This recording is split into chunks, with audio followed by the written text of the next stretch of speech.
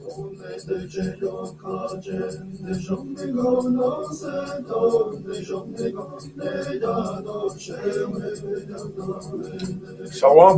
Ya Barak come here about Shama Shaka Shash, Brother Kratzaya Banya Shala. All right, and I want to say Thawada, thank you. We have a brother named Rashid King Nellums, all right, also known as Masha. And he does an excellent job at corresponding to get people in not only communication, but letting everybody know what's going on. And he placed the Torah portion here. I yesterday did the wrong Torah portion. Whole bunch of stuff was going on. I read the wrong Torah portion. So today we're fixing it now. As we're currently live, all right, read the Torah portion. If anybody needs, let me know. We'll activate the conference call number. All right.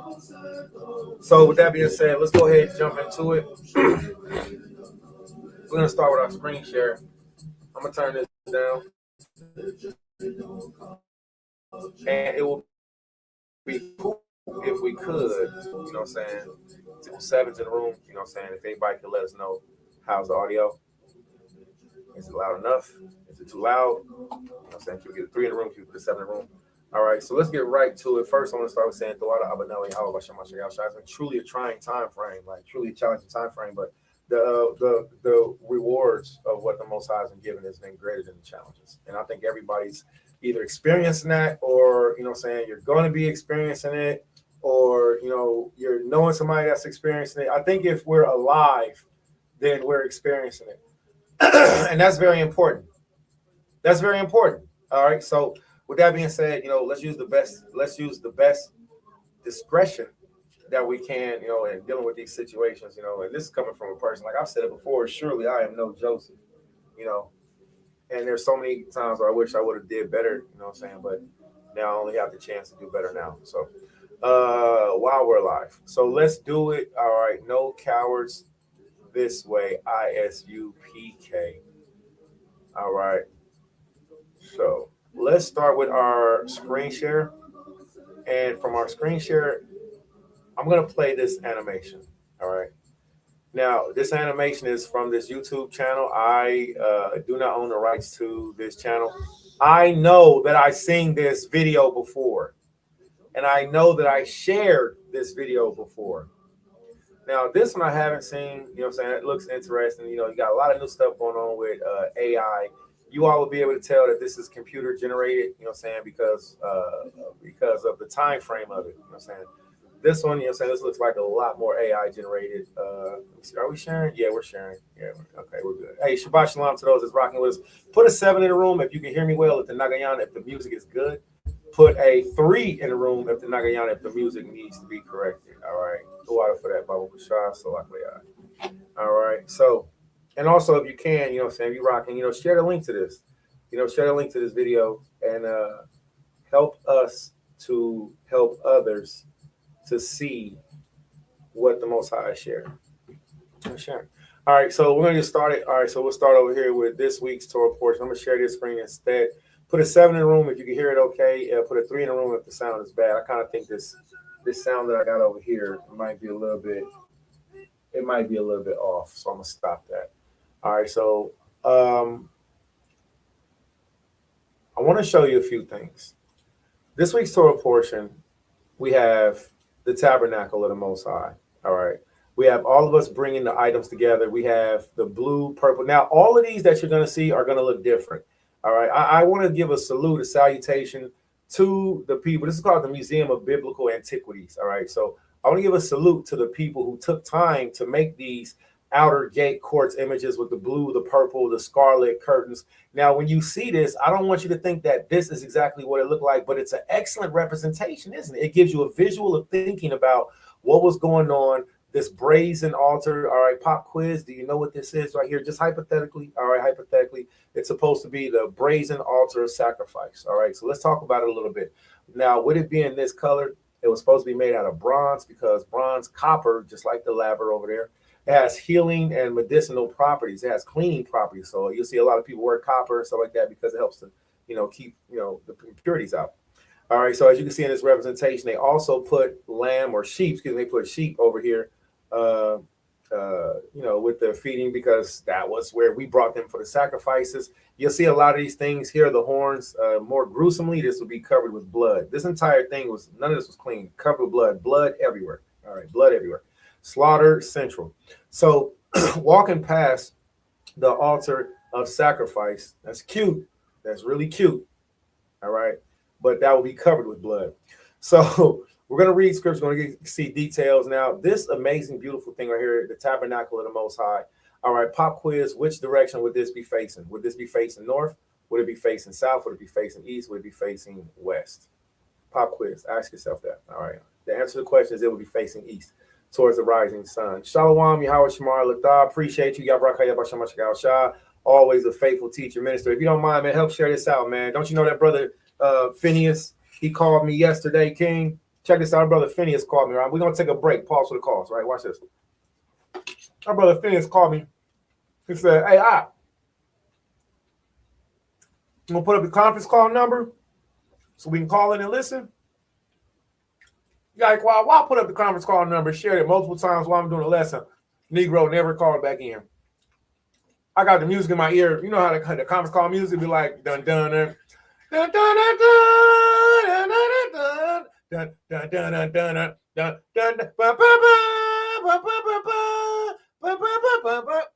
And I'm sitting there like, man, this brother don't call in. If he don't call in and have me stop sitting there listening to this elevator music, at least show people that they care. So when you talk to that brother Phineas, man, you tell him that, please, we did what he asked. We had the conference call number. All right. And if you would like to participate in today's Torah teaching, the door is open. All right. Salute to you. Let's get back to this. This will be a representation of the tabernacle that Moses, Masha, built. Completely covered in blood. All right. This brazen laver, when you go to the bathroom and you wash your hands, this is what you have. You have a sink. You have a bowl. You have a laver. All right. It's just in modern context times. Today we have constant running water in it. This was refilled. It was also a basin at the bottom to where the Levites could wash their feet. So they wash their feet, face, hands up here, wash, they're facing hands up at the top, feet at the bottom. But King Solomon did something phenomenal. When King Solomon made the laver and the brazen with the feet washing, King Solomon made it huge. He made it gargantuan. All right. I want to go through this for a second. Then I'm going to take a moment to share the link out. All right. Because the biggest advertisers of yourselves are you. So I have to take time to share my own link out. Sometimes I just get so wrapped up in speaking, teaching, edifying, giving whatever the Most High put inside of me, getting it out. I forget to share myself. All right. So I'm going to take a pause for a second to do that. But we're going to get through this first. I want you to notice consistently. All right. We have a few things. The pattern is going to be the same. Now, every representation won't be correct to the T. Like right here, we have the pillars that are side of the tabernacle of the Most High, or the tabernacle that Moses built, going from the outer court, boom, through the curtain to the first court, which is the first inner court. Now, we've heard about these things in the scriptures. Now, this will be the altar of incense. This elaborately decorated curtain right here was so beautifully described. This is why we also have to read Flavius Josephus and his antiquities, because his antiquities tell us of the ancient things of how they really looked. Now, these representations are excellent because someone took their time to make them, to show them they had care. Someone took time to make a replica of the menorah, which I hope to read a more detailed definition of all of these items. The table of showbread. All of these items were made out of gold. All right. They were encased wood, encased gold. Okay. As we see, the table of showbread, the same one that King David, ate from when he was on the run, from King Saul, And it's just the floor. All right. Here's a representation of what we see. historically, we seen the floor was covered with gold also.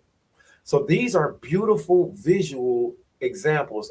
Here, what they did right here was they put two what we would consider to be like angels, but they're actually considered to be cherubims. All right, we can discuss cherubims and the orders of angels another time if somebody would like to ask.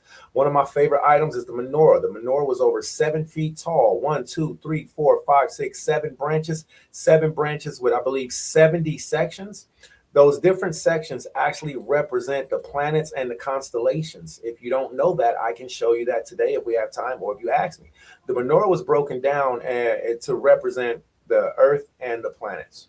All right. And going down the branches represented what was called the decani. Okay. This is why we tell people to read antiquities. Why we tell our friends and families, study those old things. The scripture says, ask thy fathers, they will tell thee, thy elders, they will show thee. So the menorah is one of my favorite items. You know what I'm saying? All of them have their own, you know what I'm saying, specialness. All right, we see the table of showbread. I'm going to read about all of these items. Look at that, cakes of unleavened bread. We got the frankincense there. So make sure you're getting ready to get your unleavened bread diet together. All right. So we're going into Pesach, going into Passover. These 12 loaves of bread represented the 12 months, for those who don't know. All right. The altar of incense was before the curtain, which is called the the holies.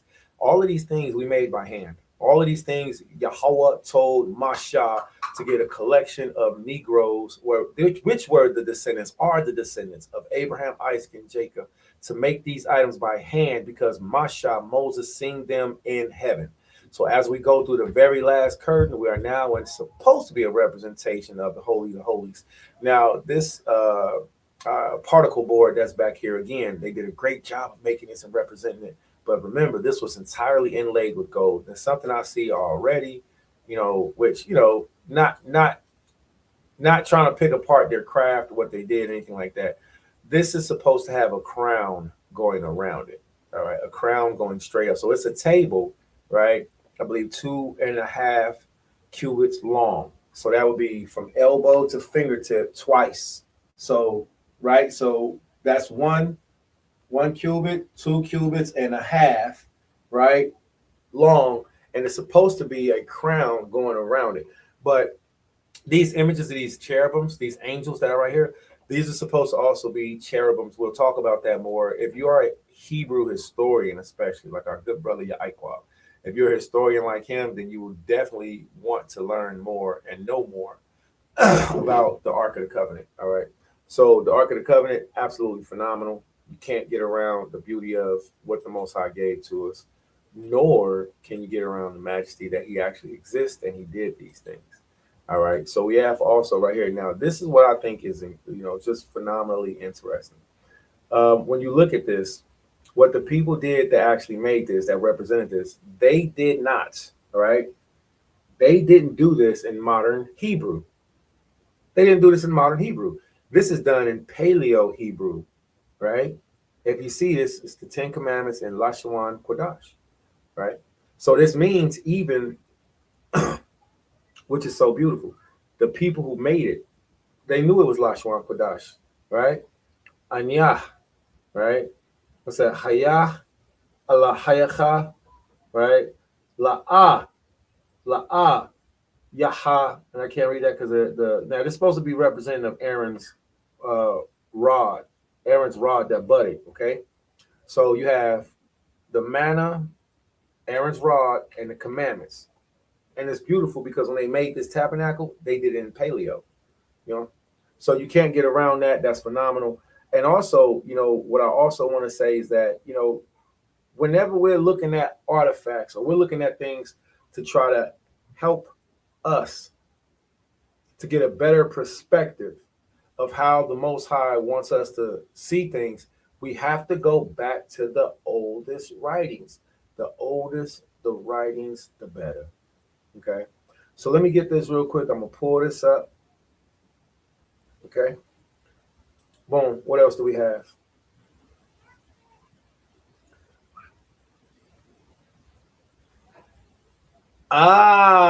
Atonement. Okay. So we see him sprinkling the blood on the ark for atonement of the people of Israel. Now, this thing was bloody. All right. This was a bloody affair. And this is what a lot of people need to know. I like books. I know a lot of you, we all like books, we like to read. I like to know details, the fun things. I like to know the parts of stuff that other people really don't ask about, because it either might be uncomfortable or it really is laborious. It might be laborious, all right, to find out some of this information. But that's why it's fun to me, because I get to give my brain some exercise. I get to start working out hard, complex things that just usually they don't come to you so easily unless you're actually digging. And this is why I like these things. So looking at the Ark of the Covenant, you know what I'm saying? Boom, that's the for the atonement. So overall, a grand scale of over 2 football fields long. Now, in my past couple months, you know, I was out there running the football field when the weather was a lot warmer. I take the Benathian out there, and you know, we be out there running at nighttime. What are we doing? Abba, you know what I'm saying? We out there. It was like, I think, like 1 and 2. You know, 1 and 2 out at nighttime running the football field, so they can not only burn off energy, so they can have experience, you know, so they can, you know, be out there, see things, not be afraid, see the big old world. And it was fun. But while I was running the football field, and I look forward, I pray the Most High gives us, you know, a comfortable, warm season now. I know it's cold here in Ohio. It's freezing in Ohio right now. So wherever you are, I pray you got warmth. But when it does warm up, you know, I look forward to taking Kaya and Shariah out again and going running more those lengths of 2 football fields. Matter why? Because it gave me a footpath reminder of how much these Levites walked. We're going to pull up one of my favorite historians, all right? One of my favorite historians, as you know, as we all know, Flavius Josephus. He is Uncle Jojo. He is just the man. When it comes to breaking down and doing teachings and stuff like that, remember, Josephus was a first-hand eyewitness to what we read about. You know, Josephus didn't just write about the things like, you know what I'm saying, you might read in the book of Enoch, you know, and, you know, you can't really prove things from the book of Enoch. You know, certain things you can prove them by visually them happening, you know, depending on which version of the book of Enoch you have. Why am I cleaning my glasses and I got a palette extra? So anyway, you can read about what prophecies has happened. But when you look at Flavius Josephus, he's a physical eyewitness. Now, here's something else. Let's look at this. Our Zaquanium taught about the wood, right? The wood that was given to us that the Most High told us to use, which that's a really interesting point, because some people talk about the wood and how gopher wood, etc. You know, Noah's Ark only grows in America, so America is really Jerusalem. I don't agree with that, right? So I don't agree with that. The Most High can make trees grow wherever they want to. I will say this, though, that the altar of the Most High, the wood and the items thereof made, was actually made of a wood that is a non-putrefying wood that insects automatically don't like to try to eat. So it's like a wood that defends itself, on layered with brass. Now, here's something else. The flesh hooks. I'm glad they did that. They mentioned the shovels, the flesh hooks, right? The fire pans, the vessels thereof, the brass pots, right? I want all y'all to keep this in mind. These are all items that we use today in our natural kitchens, but these are items that was used at the Most High's humongous barbecue grill. Okay, you wonder why Negroes like barbecue? There you have it. All we did was barbecue to the God of Abraham, Isaac, and Jacob all the time, and twice on new moon. All right, all throughout the week, sacrifices, lamb going up in the air. You mean to tell me you? Yes, Negro, we love barbecue. You know why? Because we gave offerings to the Most High of righteous, savory smells to the Most High. Of the beef, we had beef ribs on the grill all the time. Okay. Now, I don't want anybody to misunderstand and think that we're making a base to offerings and the sacrifice of the Most High, but we want you to understand that our culture, our nationality, the DNA, the genetics that's instilled inside of you has something that goes towards all of these biblical principles. And it feels good to know.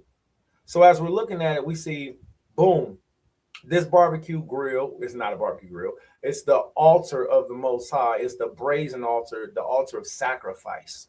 But if we were children, when we were children, walking through every day, smelling these sacrifices, and guess what? This thing never went out. Never went out. It's brass, brazen. It's electrium. Do you know what electrium is? I would love to show you. See?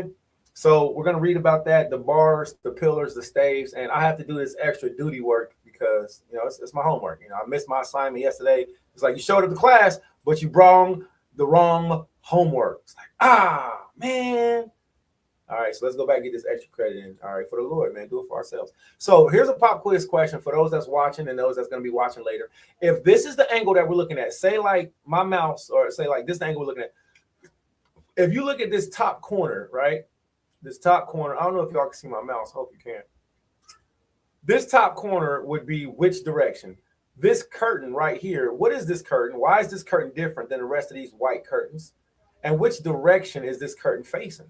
That's something that I want to know. All right. So something else that I want to know is these white patterns. These white patterns with these gold rings and these wood fillets, what are these? All right. If you can tell me, that's extra credit. All right. So Yabarak check out Shai. I think that video is awesome. And if anybody would like to see it or view it, here's the actual link for it. Okay. Here's the link for it. Okay. All right, we're going to put that right there. We're going to push play on that right there. And I have to send this link out to a few mashpachayim. All right, if we can. I want you all to check this out. Tell me your thoughts. Okay, and it's about, well, let's see, which one is this one? This one is about